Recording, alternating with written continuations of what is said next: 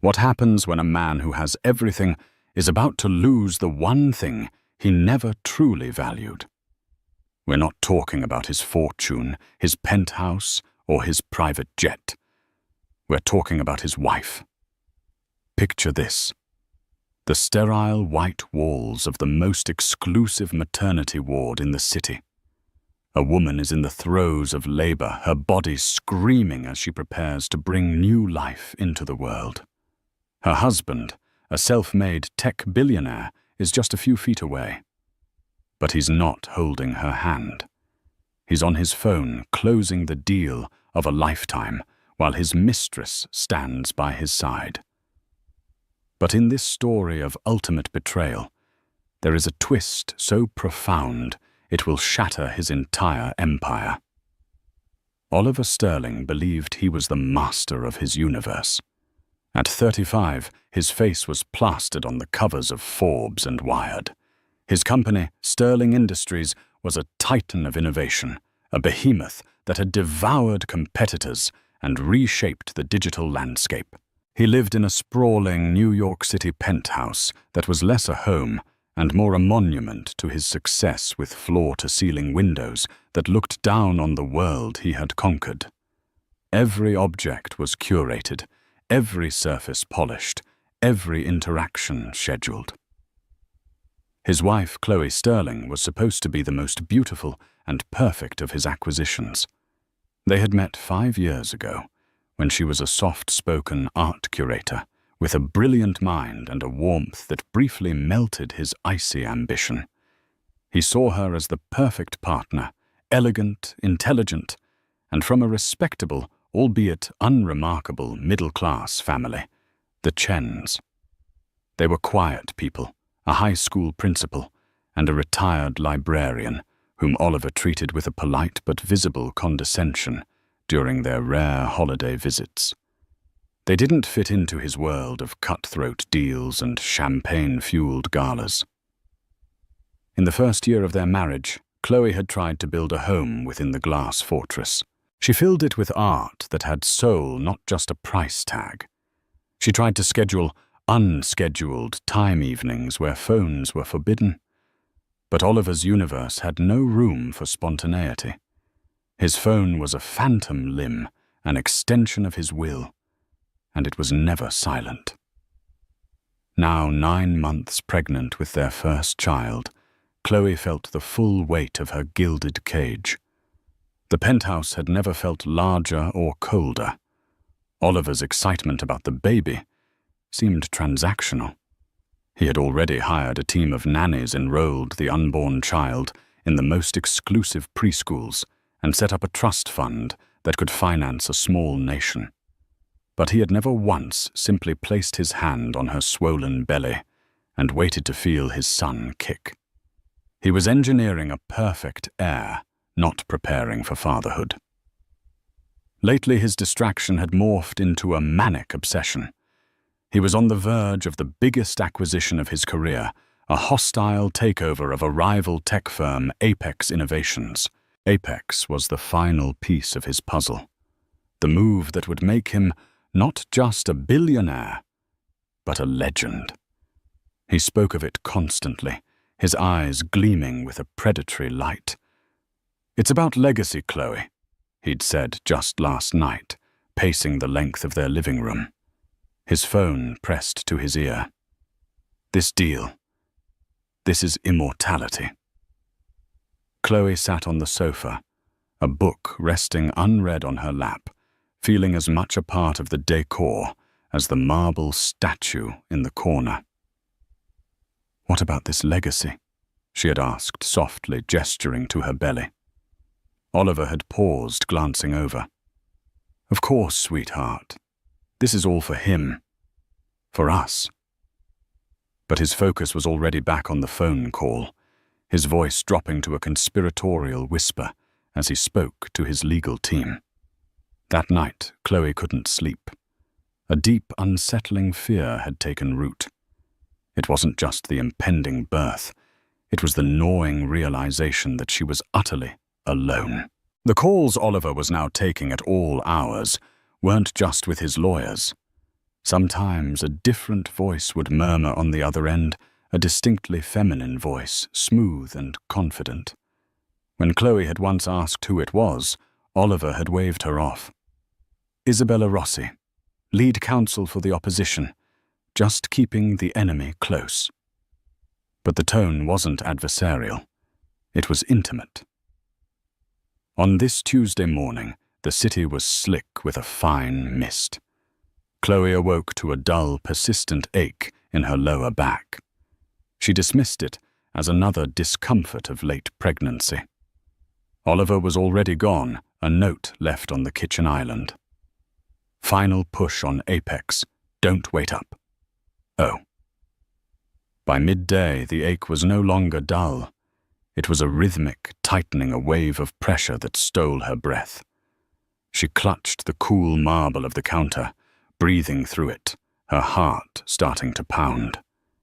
She knew this feeling from the birthing classes she'd attended alone. It was time. Her hands trembled as she dialed Oliver's number. It rang once, twice, then went to voicemail. "Hi, you've reached Oliver Sterling. I'm busy changing the world. Leave a message." She called again. Voicemail. And again. Voicemail.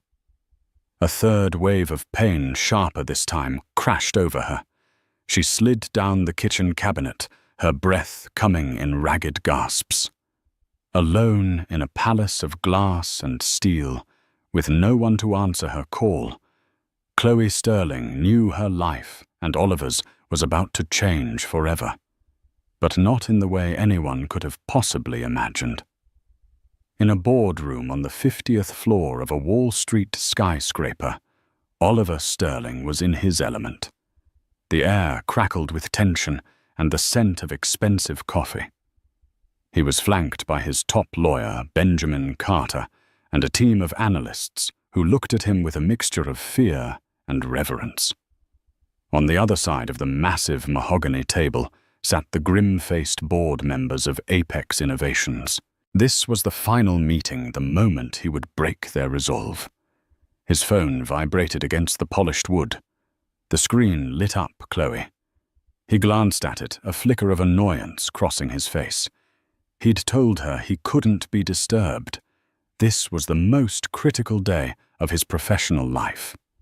He silenced the phone with a tap of his thumb and slid it face down. She was probably just calling about the color of the nursery again. It could wait. "Gentlemen," Oliver said, his voice a smooth, confident baritone that commanded the room. "Let's not prolong the inevitable. My offer is more than generous. It's a lifeline. Your stock is plummeting. Your last product launch was a disaster. I am offering you a golden parachute. Take it." His phone vibrated again. "Chloe." A text message followed. "Oliver. I think it's starting. Please call me." He read it, his jaw tightening slightly. Starting. It was probably just Braxton Hicks. The doctors said first babies always took their time. She was being dramatic. He had a company to conquer. He typed a quick reply under the table. "In a meeting. Can't talk. Call Dr. Miller if worried." He didn't wait for a response. He was a shark that had scented blood in the water, and he would not be distracted. Back in the penthouse, Chloe stared at his text message, a sob catching in her throat. The pain was intensifying, the waves coming closer together. Call Dr. Miller. As if it were a simple technical issue to be delegated. She clutched her belly, another contraction seizing her body, forcing a guttural cry from her lips. The world was narrowing to a tunnel of pain, and the one person who was supposed to be her anchor was refusing to answer the phone. Panic began to set in. She tried to stand, but her legs felt weak. She crawled to the sofa and fumbled for her phone again. She couldn't call her parents. They lived 3 hours away and would only panic. There was only one other person she could trust. With shaking fingers, she dialed her younger sister, Sophia Chen. Sophia, a fiery and fiercely protective high school teacher, answered on the first ring. "Chloe, you okay? You sound weird." "Soph." "It's time," Chloe gasped, her voice strained. "The baby's coming." "Oh my God. Okay, don't panic. Where's Oliver?" "He's in a meeting." Chloe whispered the words, tasting like ash. "He's not answering." A string of curses erupted from Sophia's end of the line. "That son of a bitch! I'm on my way. I'll be there in 20 minutes. Have you called the doctor? Is your bag packed?" "Yes, the bag's by the door," Chloe breathed, focusing on her sister's practical, commanding voice. "The doctor said to come in." "Okay, Chloe, just breathe. I'm coming. We don't need him." Those last words echoed in Chloe's mind. We don't need him. For months, she had felt that emotionally. Now it was a stark, physical reality. 20 minutes later, Sophia burst through the door, finding Chloe on the floor, breathing through another contraction. Without a word, she scooped up the hospital bag, helped her sister to her feet, and guided her trembling body out of the cold, silent apartment. As the elevator descended, Chloe's phone buzzed one last time. It was a text from Oliver. "Deal is almost done. Will be a huge day for our family." Chloe looked at the message, then at her sister's determined face. A strange, chilling calm washed over her, cutting through the pain. He was celebrating the birth of his new legacy while completely ignoring the one that was currently fighting its way into the world. In that moment, something inside her, something that had been slowly cracking for years, finally shattered. The woman who entered the hospital that afternoon was not the same one who had woken up in Oliver Sterling's bed. The Harris Medical Pavilion was the epitome of luxury healthcare. It was more like a 5-star hotel than a hospital, with private suites, concierge services, and a staff trained to handle the city's most powerful and demanding clientele. Chloe, leaning heavily on Sophia, was checked in immediately. They were ushered into a spacious birthing suite with soft lighting and a view of the East River. But no amount of luxury could mask the brutal reality of labor. Hours passed in a blur of pain, monitoring, and deep rhythmic breathing. Sophia was a rock, holding her hand, wiping her brow, whispering encouragements. She'd sent Oliver a dozen furious texts and left a scathing voicemail on his assistant's phone. There was no reply. It was almost 7 p.m. when he finally arrived. Oliver swept into the room, not with the panicked concern of an expectant father, but with the triumphant energy of a conquering hero. He was still in his impeccably tailored suit, his hair perfectly coiffed. He hadn't even loosened his tie. "We did it, Chloe," he announced, his voice booming in the quiet room.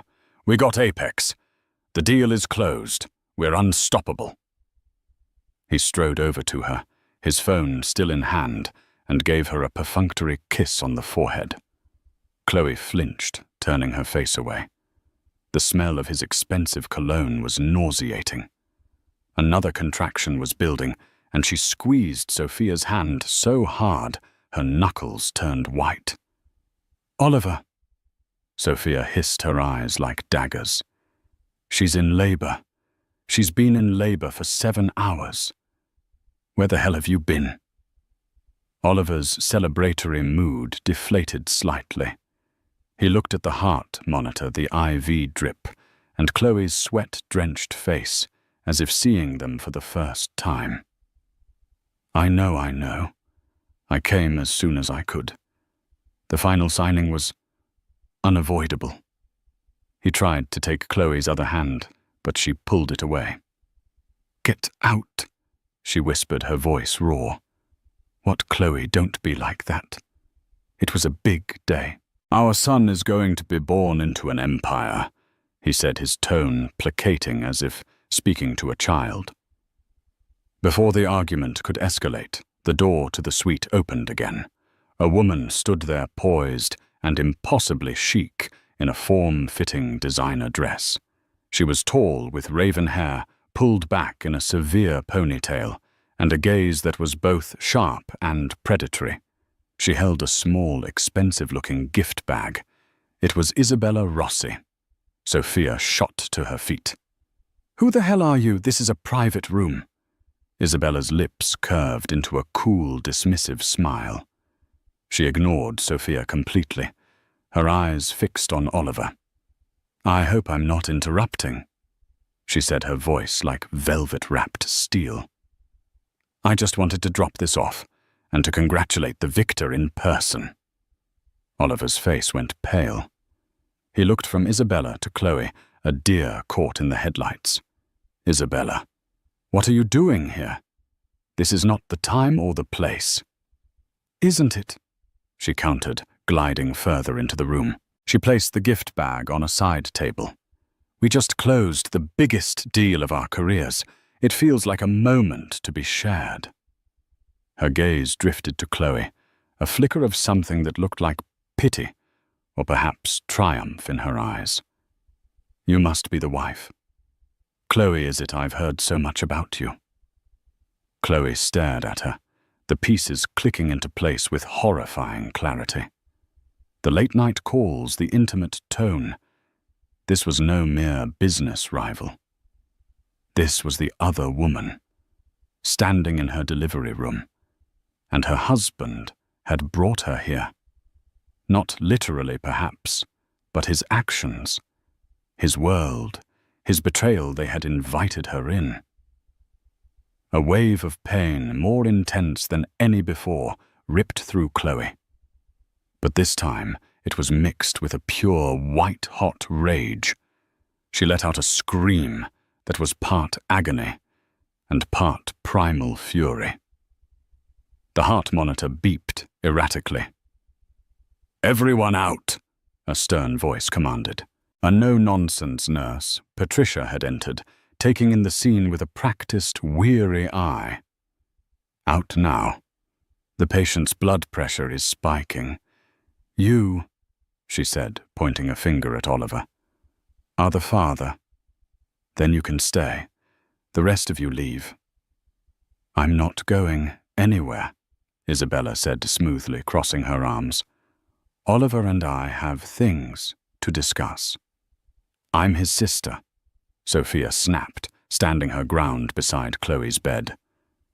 "This is a hospital, not a boardroom or a social club," Nurse Patricia retorted, her patience gone. "I will call security. Get out." Oliver looked completely overwhelmed, his carefully constructed universe imploding. He opened his mouth to say something to try and control the situation, but no words came out. He just stood there, useless, as his wife writhed in agony, and his mistress and sister-in-law squared off a storm of his own making, breaking right over his head. Nurse Patricia, a woman who had seen every form of human drama play out within the walls of a delivery ward, was not one to be trifled with. "I am not asking again," she said, her voice dangerously low. She picked up the room's phone. "Security to the Sterling suite, please." Isabella Rossi's compseur finally cracked. A flash of anger crossed her features. "This is absurd. Oliver handled this." But Oliver was paralyzed. He was a man used to manipulating stock prices and boardrooms, not the raw, volatile emotions of the three women whose lives were colliding because of him.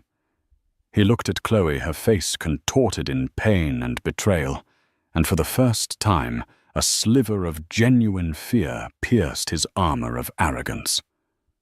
"Isabella, please," he managed, his voice weak. "Just wait outside." "Wait outside like some common assistant," she scoffed. She turned her venom on Chloe. You know, for months he's been telling me how he's trapped in a loveless marriage, how his wife doesn't understand his ambition. He was going to leave you after the baby was born, after the deal was done. He told me that. Every word was a physical blow to Chloe.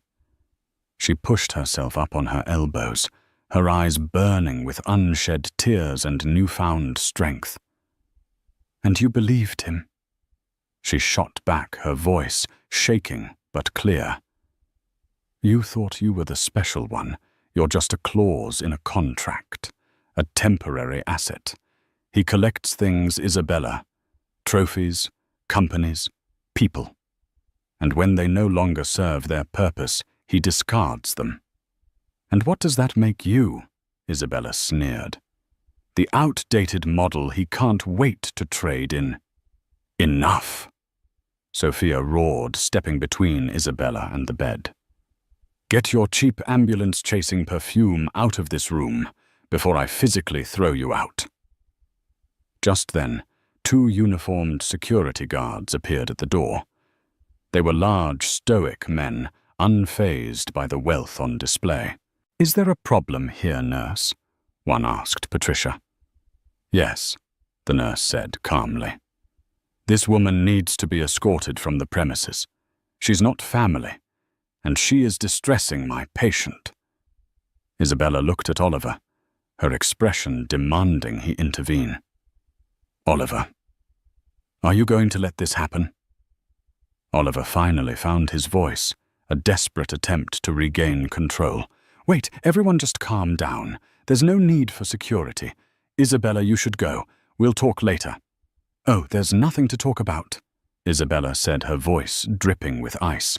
A cruel smirk played on her lips as she looked at Chloe one last time. Congratulations on the new heir. I suppose someone has to produce them. Enjoy your moment. She turned with a dramatic flourish and walked out the security guards, following her down the hall. The room fell into a heavy silence, broken only by Chloe's ragged breathing and the steady beep of the monitors. Sophia rushed to her sister's side, her own face pale with rage. Oliver ran a hand through his hair, looking utterly lost. Chloe, I am so sorry. I don't know why she came. This deal, it makes people crazy. She didn't make you cheat, Oliver. Chloe said, her voice flat and devoid of emotion. She didn't make you ignore my calls. She didn't make you value a contract more than the birth of your own child. You did all of that on your own. Suddenly, a sharp, piercing alarm blared from the fetal heart monitor. The steady beeping turned into a frantic, high-pitched whine. Nurse Patricia's eyes snapped to the screen. The baby's heart rate is dropping, Dr. Miller. I need you in here now. The world dissolved into controlled chaos. Medical staff flooded the room. They pushed Oliver and Sophia towards the door. We need space. You need to leave. Oliver stood frozen in the hallway, the sterile white walls closing in on him. He could hear snippets of urgent conversation from the room. Deceleration, cord compression, prep for an emergency C-section. His empire was secure. His legacy was cemented. And inside that room, his wife and unborn child were in peril, a crisis he had directly caused and was now utterly powerless to stop. The master of the universe was just a man in a hallway, locked out of the only thing that should have ever mattered. The hallway of a maternity ward is a strange purgatory. It's a place of anxious pacing, hushed whispers, and the distant, muffled cries of newborns. For Oliver Sterling, it became a makeshift boardroom, a prison of his own design. He couldn't sit still. He paced back and forth, his $1,000 shoes squeaking on the linoleum, the adrenaline from the Apex deal curdling into a toxic cocktail of fear and impotence. Sophia stood near the door, a silent, furious sentinel. She refused to look at him. her arms crossed tightly, her entire being radiating contempt. Every few minutes, a nurse would hurry in or out of Chloe's room, their face a mask of professional urgency, ignoring Oliver's desperate questions. His phone, the source of his power and his downfall, buzzed in his hand. It was Benjamin Carter, his lawyer. Instinct took over. He swiped to answer, turning away from Sophia as if to create a bubble of business in the sea of personal catastrophe. "Benjamin," he said, his voice strained. "What is it?" "Oliver, we have a problem," Benjamin said, his tone grim. "A big one. The Apex deal isn't as closed as you thought." Oliver felt a surge of disbelief. "What are you talking about?" "The board caved. I saw them sign the preliminary agreement." "That was the preliminary, Oliver. It was contingent on the final vote of the majority shareholder. We thought it was a formality. A reclusive European billionaire who always votes with the board. But he hasn't voted. In fact, his representatives have just informed us that the controlling stake in Apex was quietly transferred to a new entity 6 months ago, a private anonymously held family trust." Oliver stopped pacing. A cold dread, colder than the fear for his wife and child, began to creep up his spine. "What trust? Who are they?" "Find out. Throw money at them, whatever it takes. I did not just spend 6 months of my life on this to have it torpedoed by some ghost." "We're trying," Benjamin said, the stress evident in his voice. "They're stonewalling us. They're registered through a labyrinth of shell corporations. But the message we received was clear. The new owner is re-evaluating the acquisition. They want to see the final terms and sign off personally. Without their signature, the deal is dead. The press release will have to be retracted. Sterling Industries' stock will tank on the rumor. You'll be a laughing stock." A laughing stock. The word hit Oliver with physical force. He leaned against the wall, the starched collar of his shirt, suddenly feeling like a noose. His entire identity was built on victory, on the perception of infallibility. This couldn't be happening. He saw Isabella Rossi at the far end of the hallway near the elevators, speaking animatedly on her phone. She hadn't left. She was waiting, watching. She must have heard the same rumors. She looked over at him, a predatory glint in her eye. She was a shark, and if his deal was bleeding, she would be the first to attack. "Get it done, Benjamin," Oliver snarled into the phone. "Find out who this shareholder is. I want a name. I don't care what it costs or what you have to do. I need that signature by morning." He hung up, his mind racing. He was losing control. In the boardroom, in the hospital, in his life, everything was unraveling. Just then the door to Chloe's room opened. Nurse Patricia stepped out, her face grim. "Mr. Sterling," Oliver rushed forward. "Is she okay? Is the baby okay?" "The baby's heart rate has stabilized for now. We've avoided a C-section, but she's in distress and she's exhausted. The doctor is with her." Her eyes were cold, professional, but held a deep, unspoken judgment. "She needs to sign some consent forms for a possible epidural. And she asked me to give you this." She handed him a thick, sealed manila envelope. Oliver's name was written on the front in Chloe's elegant, familiar handwriting. He stared at it, confused. "What is this divorce papers?" The thought came out of nowhere, a testament to his panicked state. "I'm a nurse, Mr. Sterling, not a process server," she said icily. "She just said it was urgent business. Now, if you'll excuse me." She turned and went back into the room, closing the door firmly behind her. Oliver looked at the envelope in his hands. It felt heavy, portentous. With trembling fingers, he tore it open. Inside wasn't a letter. It was a stack of legal documents filled with dense paragraphs and signature lines. The top page was a proxy vote authorization. His eyes scanned the text, his brain struggling to comprehend the legalese. His phone buzzed again. It was Benjamin. "Oliver, my God." His lawyer's voice was a choked whisper. "We got the name. We found out who controls the trust." "Who?" Oliver demanded. "Who is it?"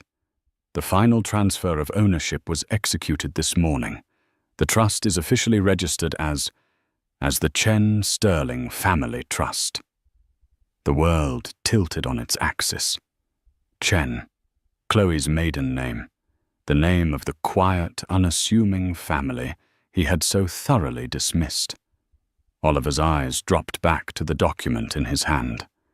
He saw the name of the company it was for, printed in bold black letters at the top of the page.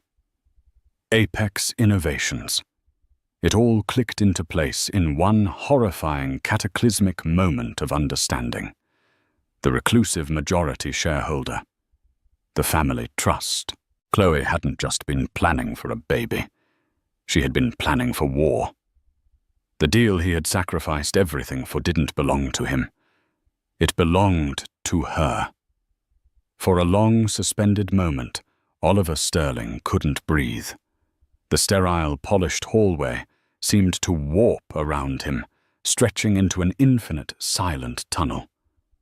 The clinical air, once smelling of antiseptic and quiet efficiency, now felt thick and suffocating, each particle charged with his own failure. The legal documents in his hand felt impossibly heavy, as if the weight of his entire crumbling empire had been condensed into those few sheets of paper. The Chen Sterling Family Trust. The name was an absurdity, a paradox that his mind refused to process. It was like hearing that a lamb had taken down a wolf pack.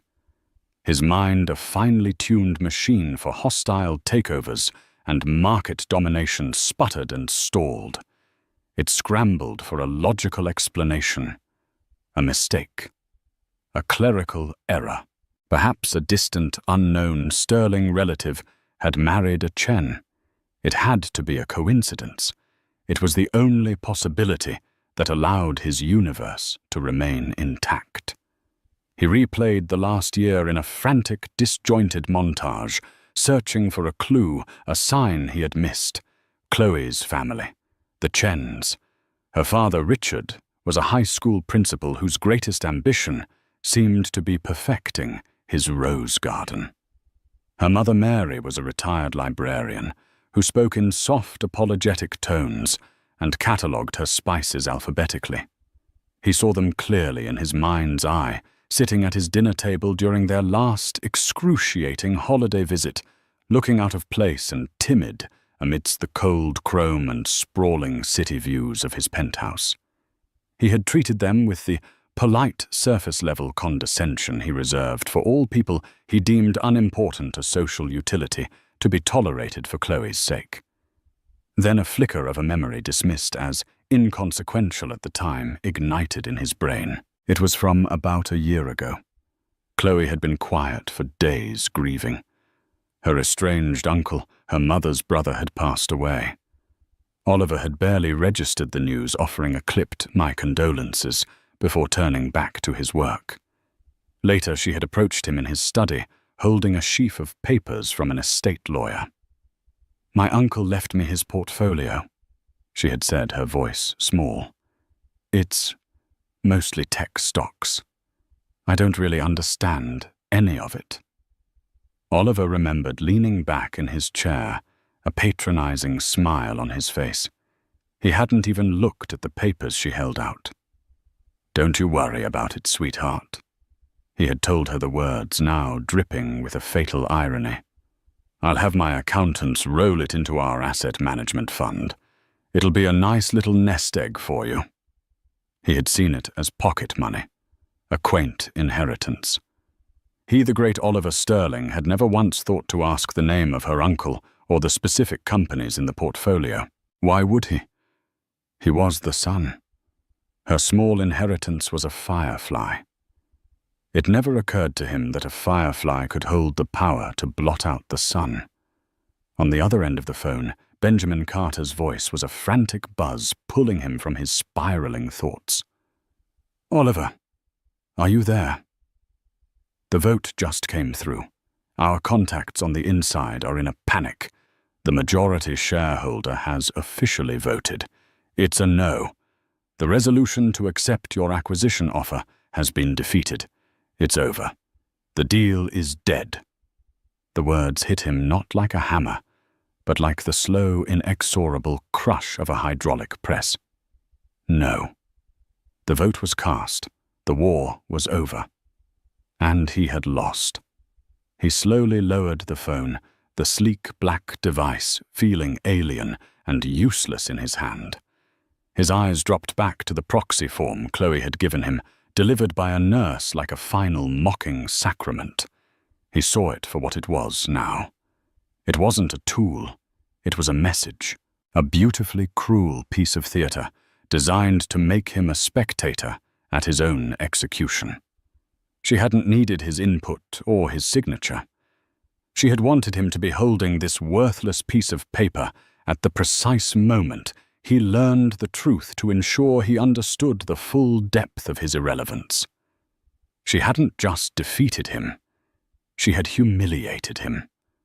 His phone buzzed again, a violent vibration against his palm. It wasn't a call. It was a news alert from the Wall Street Journal. The headline, a blazing epitaph for his ambition. Sterling Industries' Apex takeover bid collapses in shock vote. Stock plummets 30% in after-hours trading. It was real. It was public. His failure was now echoing in every newsroom and trading floor on the planet. He was a laughing stock. The door to the suite opened with a soft click, and the sound made him flinch. Sophia emerged. Her expression was no longer just one of fury. It was something far more terrifying. It was the calm, cold satisfaction of a warrior who had just watched her queen burn an enemy city to the ground. She walked straight up to him, her presence a solid wall of contempt. "She wants to see you," Sophia said. Her voice was flat, devoid of any emotion except a chilling finality. It was not the request of a sister-in-law. It was the summons of a queen's herald. Oliver felt a strange sense of detachment, as if he were watching a movie of his own life. He walked past Sophia, his legs feeling like they were wading through cement. He pushed the door open and stepped inside. The room was preternaturally quiet. The frantic energy of the earlier medical emergency had vanished, replaced by a heavy, profound stillness. Chloe was propped up against several pillows. Her face was pale, her body clearly exhausted from the ordeal of labor. But her eyes were a revelation. The soft, forgiving warmth he had taken for granted for 5 years was gone, extinguished completely. In its place was a clear, calm, and unbreakable strength. It was the look of a woman who had walked through the inferno of his betrayal and had emerged not scarred, but forged into something new, something harder. "Hello, Oliver," she said. Her voice was quiet, yet it carried the devastating force of an earthquake, shaking the last remaining pillars of his reality. "Chloe. Apex." He stammered, the useless proxy form still clutched in his hand. "Your uncle, Chen. Why didn't you tell me?" A faint, sad smile touched her lips, a smile of profound disappointment. "Tell you what, Oliver, that my quiet, bookish uncle was the anonymous founder of Apex Innovations, that the nice little nest egg you couldn't be bothered to look at was in fact the controlling interest in the very company you were obsessed with conquering. Would you have even believed me?" She shifted against the pillows, her gaze never leaving his. "You see, that's the part you've never understood. You never saw me as a partner. You saw me as a beautiful, supportive painting on the wall of your life. You dismissed my family as simpletons. You dismissed my intelligence as a hobby. You assumed I was just, Waiting. Waiting for you to come home, waiting for you to pay attention, waiting for you to decide what our life would be. She took a slow, deliberate breath, the beeping of the monitor beside her a steady, rhythmic counterpoint to his shattering world. For the last year, I've watched you sacrifice everything that mattered on the altar of this deal. I've listened to your lies. I've heard your hushed, intimate phone calls with Isabella. I held on to the hope that the man I married was still in there somewhere. I prayed you would wake up, that you would choose your family. Her voice cracked for just a fraction of a second before regaining its steel. When I went into labor this morning, that was the final test. Not for me.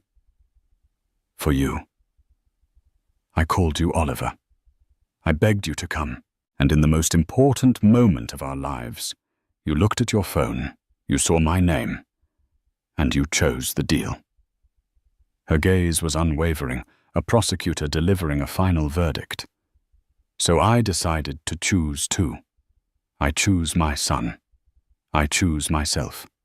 And I choose to protect what my family built from the man who was trying to tear it down while simultaneously betraying his own. He was a king who had just discovered his castle was built on a chessboard and that he had been a pawn all along. The architect of his ruin, the mastermind who had outmaneuvered him at every turn, was his wife. The woman he had ignored, cheated on, and left alone to bring their child into the world. In the absolute silence of the room, Oliver Sterling finally truly understood the meaning of the word checkmate.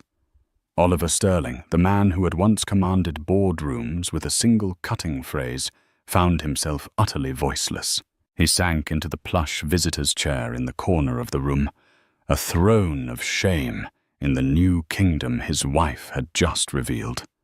The legal papers, the worthless proxy vote, slipped from his numb fingers and scattered across the polished floor like fallen leaves from a dead tree. The air was thick with the silent, screaming truth of his defeat. He was a conqueror who had discovered in the final moment of his triumph that his entire campaign had been staged and managed by the very person he sought to subjugate. He looked at Chloe, truly seeing the stranger she had become, or perhaps the woman she had been all along, hidden behind a veil of his own arrogance. He felt a pathetic, desperate question claw its way up his throat, the last gasp of a drowning man. "What do you want, Chloe?" he asked, his voice a hoarse, broken whisper that was swallowed by the silence of the room. "Is it money? Revenge? Is this all just to punish me?" Chloe's expression didn't soften, but a profound, aching sadness flickered in her eyes, a glimpse of the woman she had been before he had broken her heart. "Punishment is for children, Oliver. This is about consequences," she said, her voice a model of chilling composure. "What I wanted, what I have wanted for years, was a husband. I wanted a partner to build a life with, a man who saw me as his equal. I wanted a father for my child who would value his family more than his stock portfolio." She paused, letting the weight of her words settle into the space between them. "That man, I have realized, does not exist. He was either a fantasy I created or a man you left behind long ago. So now I want something else. I want security. I want to build a fortress around my son, so that your ambition, your ego, and your betrayals can never touch him. I am taking away your ability to burn down our house for the warmth of your own vanity." Her gaze was unyielding. She gestured toward a sleek leather briefcase that Sophia, standing like a loyal guard, had placed by her bed. "While you were busy toasting your victory with your mistress this afternoon, I was on a conference call with my legal team. They are considerably more competent than yours, it seems. They drew these up." Sophia, with a deliberate and almost ceremonial slowness, opened the briefcase. She didn't produce divorce papers. That would have been too simple, too clean an exit for him. Instead, she retrieved a thick, bound document and handed it to Oliver. The title on the cover read, "Irrevocable Transfer of Controlling Interest." "It's a simple proposal." Chloe explained, her tone as level and dispassionate as if she were dictating a business memo. "A corporate restructuring, you might call it. You will sign over 60% of your controlling shares in Sterling Industries to a new irrevocable trust. The sole beneficiary of that trust will be our son Alexander Chen Sterling. As he is a minor, the trust will require a trustee to manage his interests. I will be the sole trustee." Oliver stared at her, his mind reeling as it tried to calculate the sheer scale of what she was demanding. 60%. Chloe, you want to take my company, the company I built from nothing. With my own 2 hands. A spark of his old wounded pride flared. "Did you?" She countered, a single eyebrow raised in cool disbelief. "Or did you build it with predatory loans by crushing smaller competitors, by sacrificing your humanity for a bottom line?" "I am not taking your company, Oliver. I am placing it in receivership. The family's receivership. You will retain a title. You will keep a handsome salary and a minority stake that will ensure you remain a very wealthy man for the rest of your life. But you will no longer have control. You will answer to a board that I appoint. Your power to make reckless, family-destroying decisions will be gone. It's a cold, clean amputation of your authority." She let him absorb the brutal finality of her terms before she delivered the final devastating blow. "This, Oliver, is the non-negotiable term for my silence and my discretion. The alternative is considerably less pleasant for you." "Alternative?" He scoffed, the sound hollow and weak, even to his own ears. "Oh, yes," Chloe said, a dangerous glint in her eyes. "There is always an alternative. In the alternative, I don't sign this agreement. Instead, tomorrow morning, I hold a press conference. I am, after all, the newly revealed majority shareholder of Apex Innovations, the woman who single-handedly torpedoed your great legacy deal. I think the media would be quite interested in my story." She leaned forward slightly, her voice dropping as she painted a vivid picture of his utter annihilation. "I will tell them everything. I will tell them about the husband who ignored his wife's frantic calls while she was in labor, all to close a deal. I'll tell them about the mistress he had waiting in the wings. Then I, the wronged wife, will announce that Apex Innovations, financially robust and now morally superior, is initiating a hostile takeover of the scandal-plagued Sterling Industries. With your stock already in freefall and your reputation in ashes, your shareholders will abandon you in droves. Your board will turn on you. I will use Apex's vast resources to gut your company, and I will buy its component parts for pennies on the dollar. You will be left with nothing. Not a company, not a reputation, not even a shred of dignity. You will be a business school case study on hubris and failure for generations to come." It was a checkmate delivered with the precision of a surgeon and the ruthlessness of an assassin. She had used his own playbook against him. He was trapped, his every possible move anticipated and countered. If he fought her, he would be publicly and financially obliterated. If he surrendered, he would live on as a neutered king, a figurehead in the empire. He dohodru once, ruled. He looked at her, at this brilliant, formidable woman he had married, and then discarded. He felt a sudden, dizzying sense of vertigo, as if the last 5 years of his life had been a lie, a carefully constructed stage play where he was the only actor who didn't know the script. His gaze drifted past her out the large window that overlooked the hospital's main entrance. As if on cue, he saw Isabella Rossi, a sharp silhouette under the cold blue lights of the evening. She was arguing with the taxi driver, her frustration palpable even from this distance. She had seen the news alerts. She understood the seismic shift in power. The ship was sinking, and she, a creature of pure self-interest, was trying to flee. "There's one more thing," Chloe said, her voice pulling him back. Her expression was hard now, all traces of sadness gone. "A loose end." She picked up the room's phone and dialed a single number. "Security. This is Chloe Sterling in Suite 7 of the Harris Pavilion. Thank you for your assistance earlier. There is a woman, Isabella Rossi, who is still on the premises. I would like to formally press charges for harassment and have her permanently trespassed from this property. She is a threat to the peace and safety of my child and myself. Please ensure she leaves the grounds immediately. Yes, I will have my lawyer follow up with a formal report in the morning." She hung up and looked at Oliver, her face a mask of cold resolve. It wasn't about jealousy anymore. It was a business decision. She was eliminating a liability. She was cleaning house. His house. Oliver watched out the window, a passive, silent observer. He saw 2 uniformed security guards approach Isabella's taxi. He saw her furious, incredulous gestures.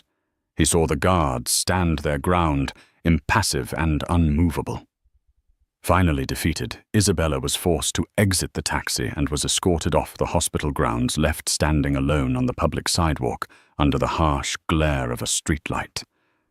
A guard remained watching her until she had no choice but to turn and walk away, disappearing into the anonymous darkness of the city. She didn't look back. The mistress was gone. The deal was dead. The empire had a new, undisputed ruler. Sophia stepped forward and placed the heavy document on the small table beside Oliver's chair. She uncapped a pen and set it down precisely in the center of the signature page. The gesture was both an offering and an order. With a shaking hand, an appendage that felt like it belonged to someone else, Oliver picked up the pen. The instrument that had signed billion-dollar deals and sealed the fates of thousands of employees now felt like it weighed 1,000 pounds. He looked down at the line waiting for his name. His signature, once the most potent symbol of his power and authority, was now nothing more than the formal instrument of his surrender. It was an act of corporate suicide, and his own hand was the weapon. He signed. The scratch of the nib on the thick, expensive paper was the only sound in the room. It was the sound of a world ending. He dropped the pen. It was done. And in that precise moment of deafening silence, a new sound cut through the air. It came from the adjoining nursery, a sound that was at once fragile and ferocious. It was the first piercing cry of his newborn son, the cry of Alexander Chen Sterling. Chloe's entire being shifted. The cold strategist, the corporate queen, dissolved in an instant. Her face softened, and her focus turned completely toward the sound of her child. The battle was over. The victory won. Oliver Sterling and everything he represented had already ceased to matter. The reckoning was complete. A new reign had begun. In the end, Oliver Sterling didn't lose his fortune. He lost something far more valuable, his power, his pride, and the illusion that he was the master of his own destiny. Chloe Sterling, the woman he had dismissed and underestimated, proved that true strength isn't always loud and aggressive. Sometimes it's quiet, patient, and incredibly intelligent. She didn't just get revenge. She secured a future for her child and took back her own life, rewriting the terms of their story completely. This story is a powerful reminder that we should never judge people by their quiet demeanor or underestimate the fire that can burn within. What would you have done in Chloe's position? Could you forgive Oliver, or was his betrayal the point of no return? Let us know your thoughts in the comments below. We read every single one. If this story moved you, if it made you think, please give this video a thumbs up. It really helps our channel grow. And if you want more true-to-life stories of drama, betrayal, and incredible twists, make sure you hit that subscribe button and ring the notification bell. You won't want to miss what we have coming next. Thank you for listening.